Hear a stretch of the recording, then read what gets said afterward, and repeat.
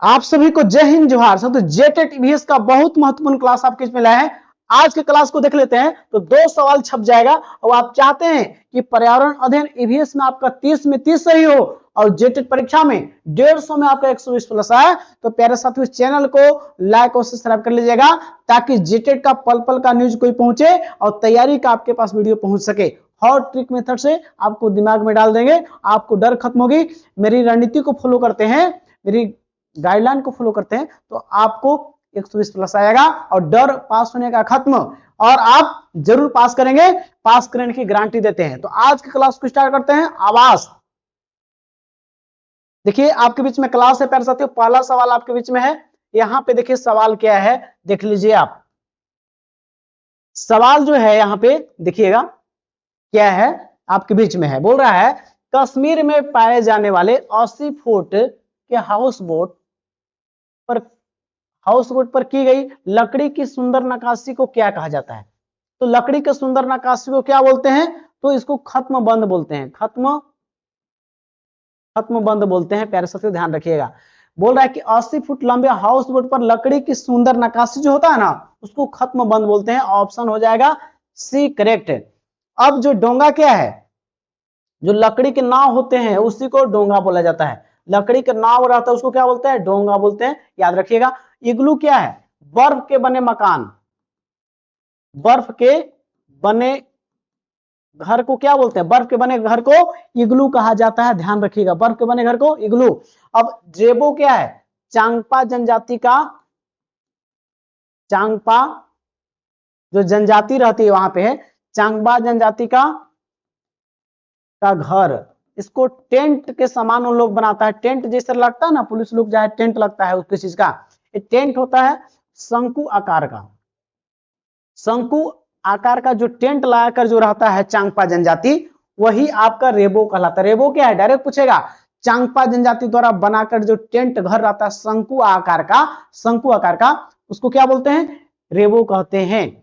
आपको 4 सवाल का जवाब चारों को मिल गया। प्यारे साथियों फुली जेसीईआरटी पर आधारित सवाल लाए हैं जो आपके एग्जाम में डायरेक्ट लड़ेंगे। चारों ऑप्शन से जो भी बताया उसको सुन लीजिएगा केवल, और अंतिम तक बने रहिएगा, आपकी जीत पक्की है। जो बोला था कि आपका सरकारी नौकरी नहीं होगा, तो जेटेट पास करिए के आप जेटेट नौकरी पाइएगा। क्यों? क्योंकि शिक्षक बनने का पहला पड़ाव जेटेट है, जिससे आपको वेतनमान भी बढ़ेगा, आपका नौकरी का खतरा खत्म होगा और 50,000 शिक्षक बहाली में आपको मौका मिलेगा। तो उनका मस्तक भी झुकेगा, उनका अहंकार भी टूटेगा। तो बस शांत होकर अपनी मंजिल को बढ़ता चला जा। आज तू जमाने के आगे झुका है, कल तेरे आगे पूरा आसमान झुकेगा। क्योंकि जो चीज चाह रहे हैं उससे वक्त दे रहे हैं, समय दे रहे हैं, वक्त वह चीज आकर देगी जो चीज आप चाहते हैं। आप तय कीजिए कि आज आप क्या कर रहे हैं। आज जो कीजिएगा ना, प्रेजेंट ही फ्यूचर होता है।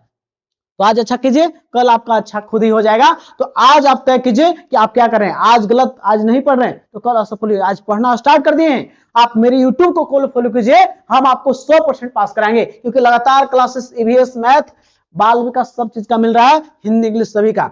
तो पहला सवाल का आंसर कौन हो गया? खत्म बंद आपका सी, और बाकी चारों ऑप्शन पर हम चर्चा आपके बीच में कर ही दिए हैं। चलिए आगे सवाल की ओर बढ़ते हैं। सेकंड नंबर सवाल आपके बीच में है प्यारे साथियों, क्या कहता है ध्यान दीजिएगा। सवाल आपके बीच में बोल रहा है कि असम में भारी बारिश के कारण, कहां पे? असम में भारी बारिश के कारण घर जमीन से लगभग कितने फीट ऊंचे बांस के खंभों पर बनाए जाते हैं? तो ये खंभों पर बनाए जाते हैं 10 से 12 फीट जो है, 10 से 12 फीट ऊंचा ये मकान को बनाते हैं ताकि बाढ़ का इस पर कोई प्रभाव न पड़े, ध्यान रखिएगा। अब असम की बात क्या है, तो असम से याद रखिएगा क्या क्या है। असम जो आपका बहुत महत्वपूर्ण इसलिए है क्योंकि असम में ही एक है काजीरंगा नेशनल पार्क। काजीरंगा राष्ट्रीय उद्यान है जो आपको एक सिंह के गैंडे के लिए फेमस है। एक सिंह के गैंडा के लिए कहां फेमस, कौन सा नेशनल पार्क है? वो काजीरंगा। असम में ही पाया जाता है मानस नेशनल पार्क।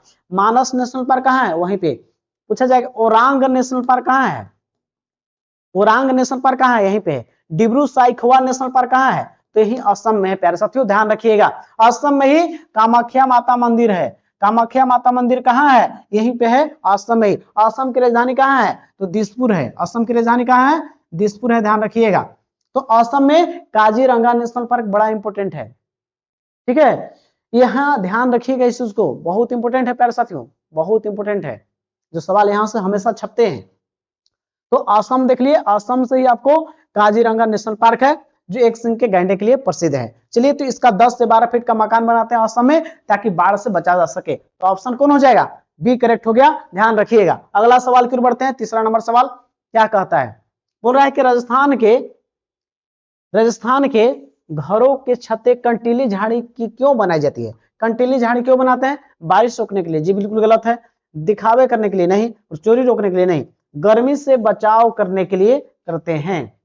गर्मी से बचाव करने के लिए कंटीली झाड़ियों को लगाते हैं, चोरी से रोकने के लिए, दिखाव के लिए, बारिश रोकने के लिए, गर्मी से बचने के लिए। पैसे तो ध्यान रखिएगा। तो यहां पे कंटीली झाड़ी हो गया, तो हो गया आपका करेक्ट इसका, ठीक है। अगला सवाल आपके बीच में है, बोल रहा है कि लद्दाख की चांगपा जनजाति के बड़े शंकुधारी यानी टेंट को क्या बोलते हैं? अभी तुरंत जस्ट बताया है कि लद्दाख में जो होता है एक कौन जनजाति है? लद्दाख में एक चांगपा जनजाति है। चांगपा जनजाति क्या करती है? शंकु आकार का टेंट बनाती है। शंकु आकार का क्या बनाती है? टेंट बनाती है। टेंट घर बनाती है, जिसको हम लोग क्या बोलते हैं? रेबो कहते हैं। क्या बोलते हैं? रेबो। क्या बोलते हैं? रेबो। ध्यान रखिएगा, क्या बोलते हैं? रेबो। तो ऑप्शन कौन हो जाएगा यहाँ पे? करेक्ट हो गया डी। चलिए, अगला सवाल आपके बीच में है प्यारे साथियों। बोल रहा है कि कौन सा पक्षी है जो अपना घोंसला स्वयं नहीं बनाता और कौवे के घोंसले में अंडा देता है? तो ए होता है कौन? कोयल जो होता है, ऑप्शन डी। ऑप्शन डी जो आपका है, कोयल क्या करता है?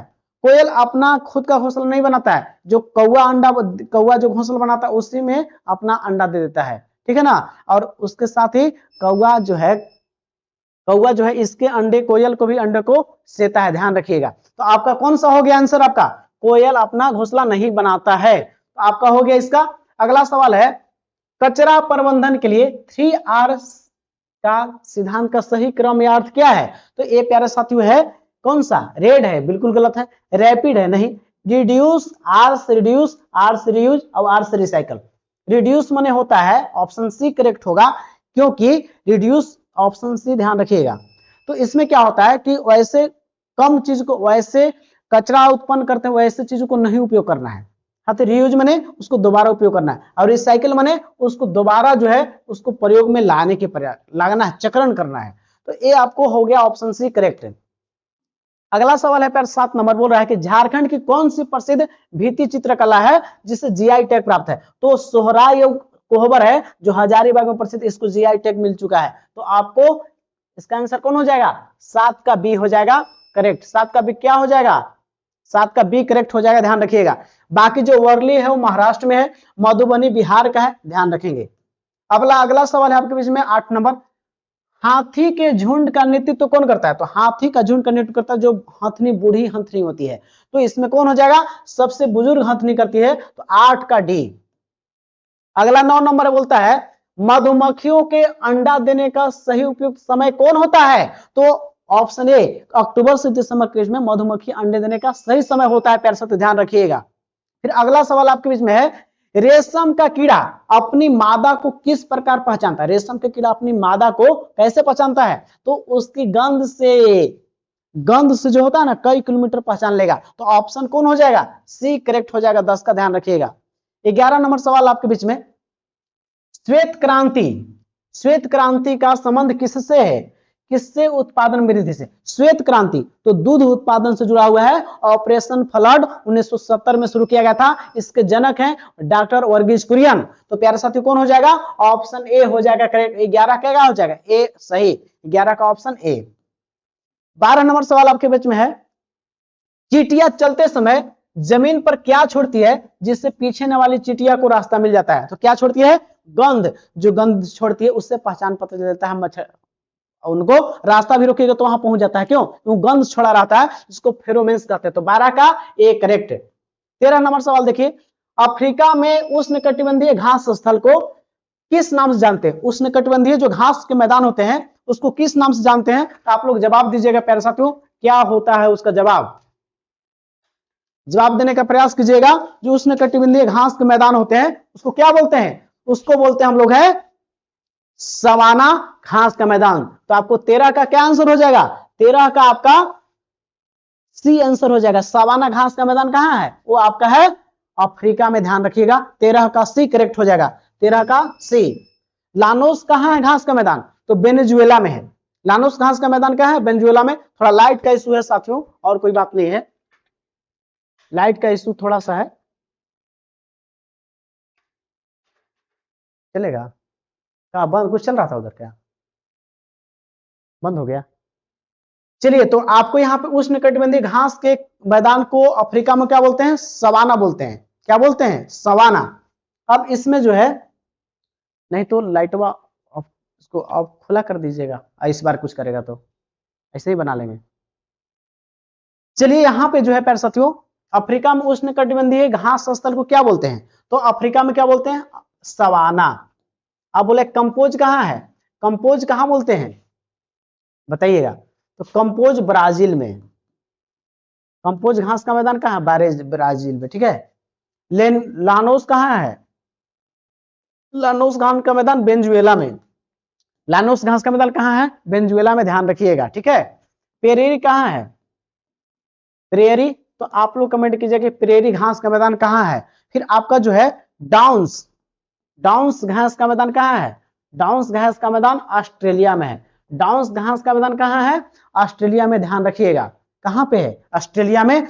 और लानोस कहाँ है? वेनेजुएला का घास का मैदान। और कंपोज कहाँ का है? ब्राजील का घास का मैदान। और अफ्रीका में कौन है? सवाना। सवाना घास का मैदान कहाँ है? अफ्रीका में, है ना। इसको ध्यान रखेंगे आप लोग, बहुत इंपोर्टेंट है। तो 13 का इससे कौन हो जाएगा? C correct. चलिए, 14 नंबर सवाल आपके बीच में है, बोल रहा है सवाल आपका कि मैग्रो वन, दलदली वन, मैग्रो वन, दलदली वन जो है सबसे प्रमुख उदाहरण कहाँ है? तो मैग्रो वन जो है आपका सबसे प्रमुख जो है वो जिम कॉर्बेट नेशनल पार्क कहाँ है? उत्तराखंड में है। उत्तराखंड में है तो ये नहीं है। काजीरंगा कहाँ है? असम में, लेकिन ए यहाँ पे नहीं है। ए ऑप्शन दोनों गलत।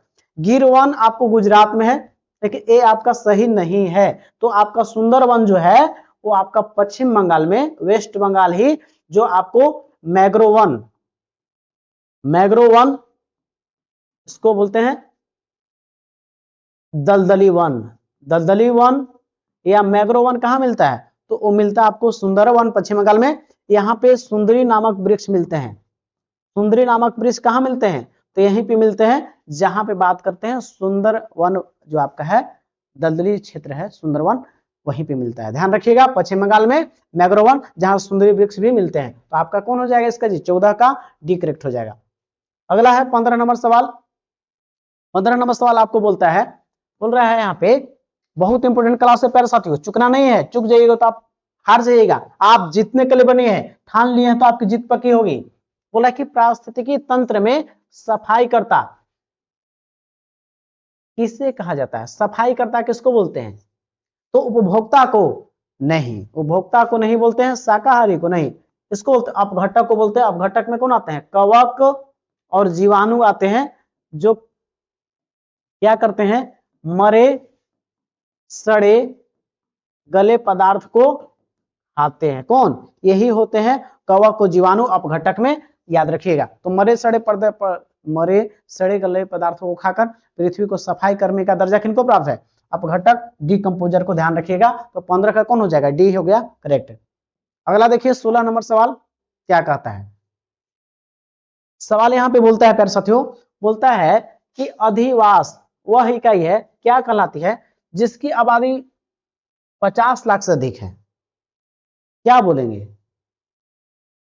तो देखिए, जिसकी आबादी जो है 10 लाख से अधिक है, 10 लाख से अधिक होने पर इसको बोलते हैं महानगर, महानगर। और यदि 50 लाख से अधिक आबादी हो तो उसको बोलते हैं मेगालोपोलिस। तो मेगालोपोलिस क्या होता है? जिसकी आबादी जो होता है 50 लाख से अधिक होता है, मेगालोपोलिस कहलाता है। तो ऑप्शन कौन हो जाएगा? 16 का ए। और महानगर कौन होता है? जिसकी आबादी 10 लाख से अधिक होती है। प्यारे साथियों, इसको देख लिए होंगे आप लोग। अगला सवाल की ओर बढ़ते हैं।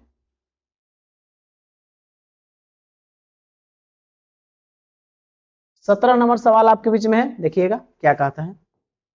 17 नंबर सवाल बोलता है कि बाढ़ प्रभावित क्षेत्रों जैसे असम में घर किस प्रकार से बनाए जाते हैं? तो घर पत्थर का बनाया जाता है? नहीं। मिट्टी का? नहीं। बांस के खंभों पर बनाते हैं? ये ऑप्शन बांस के खंभे पर, ऑप्शन सी सही होगा। जो 10 से 12 फीट जो होते हैं ऊंचे होते हैं, ध्यान रखिएगा, जो बाढ़ से बचने के लिए बनाते हैं बांस के खंभे पे, तो आपका कौन हो जाएगा, ऑप्शन सी हो जाएगा करेक्ट, ध्यान रखिएगा। अगला है आपको 18 नंबर सवाल, बोलता है ये मोस्ट इंपोर्टेंट सवाल है, वीवीआई है, सब एग्जाम में छपता है ऐसे सवाल, वीवीआई इंपोर्टेंट है। क्या है सवाल देखिएगा, बोल रहा आपके बीच में है कि किस जीव को किसानों का मित्र कहा जाता है। कौन सा जीव है जो किसानों का मित्र है, वो सांप है, नहीं, वो है केचुआ। केचुआ जो है मिट्टी को ओला करके मुलायम करता है, मिट्टी को ओला करके मुलायम बना देता है, जिसमें नाइट्रोजन की मात्रा बढ़ जाती है, जिससे उपजाऊ भूमि हो जाता है, उपजाऊ कर देता है कौन, ये आपका केचुआ, जो आपके लिए बहुत महत्वपूर्ण है और किसानों का मित्र केचुआ को कहा गया है। जो एग्जाम में बहुत बार पूछता है कि किसानों का मित्र किसको बोलते हैं, तो आपका केचुआ तुरंत टिक कर देना है और आप एग्जाम में अच्छा नंबर से पास कर जाएंगे। प्यारे साथियों जरूर पास करेंगे तो आपका हो जाएगा सही।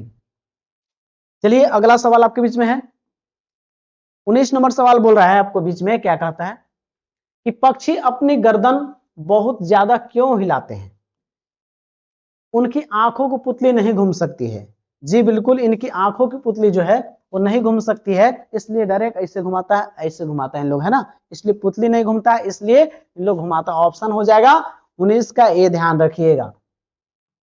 अब 20 नंबर सवाल आपके बीच में है, बोलता है क्या, सवाल है कि जलीय जीव जैसे मछली श्वास लेने के लिए किस अंग का उपयोग करता है, श्वास लेने के लिए जो है किसका उपयोग करता है, तो ऑप्शन है फेफड़ा, जी बिल्कुल नहीं, त्वचा का नहीं, एक गलफड़ा का यूज करके इन लोग सांस लेता है मछली ना, ध्यान रखिएगा। तो ऑप्शन 20 का क्या हो गया, सी करेक्ट हो गया, ध्यान रखिएगा। अगला सवाल 21 नंबर है आपके बीच में, बोल रहा है यहां पे ध्यान रखिएगा, सैंपेन और सेंटिनल जनजातियां कहां पाई जाती है, तो आपको पूछ रहा है कि लक्षद्वीप में, जी बिल्कुल नहीं, सिक्किम में नहीं, सिक्किम में लेप्चा जनजाति रहती है, सिक्किम में कौन सा, लेप्चा जनजाति रहती है।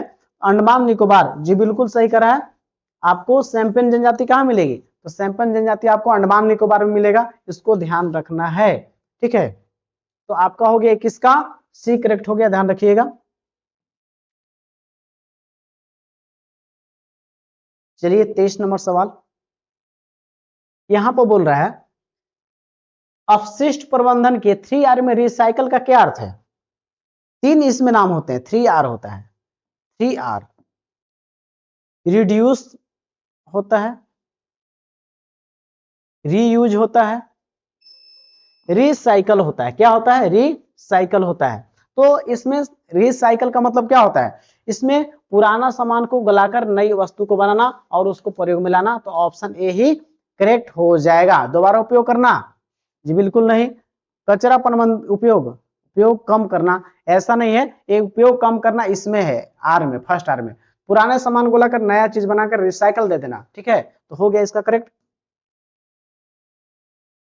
फिर यहाँ पे है राजस्थान के घरों को, फर्श को क्या करते हैं, राजस्थान के जो घर होते हैं उसको फर्श को गोबर से क्यों लिपा जाता है, मजबूती के लिए नहीं, चमक लाने के लिए नहीं, तो आपको कीड़ों से दूर रखने के लिए इसको गोबर से लिपते हैं, ठीक है ना, एंटीऑक्सीडेंट इसमें पाया जाता है। इसको हो जाए कौन सा, आपका हो गया आंसर सी, इसका आंसर कौन होगा 24 का, सी। 25 नंबर सवाल देखिए आपके बीच में है, लास्ट आज का सवाल आपके बीच में।